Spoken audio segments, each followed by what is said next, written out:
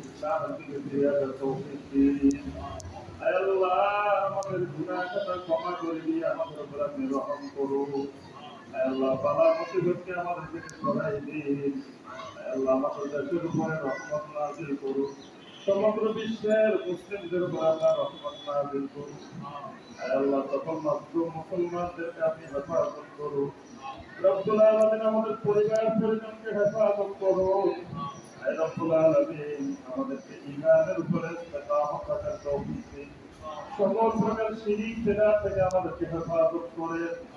রব্বুল আলামিন, আমাদের আকীদাকে বিশুদ্ধ করে দিন, আমালকে বিশুদ্ধ করে দিন।